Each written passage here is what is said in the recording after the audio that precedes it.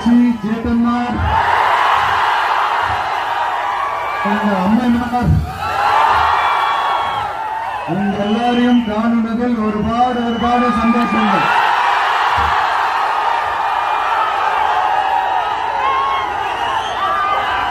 இந்த பண்டிகை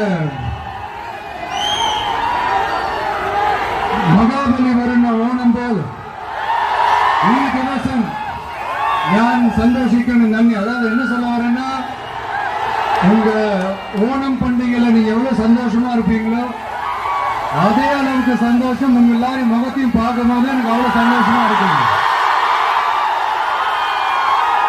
எல்லாருக்கும் கோடான கோடி நன்றிகள்.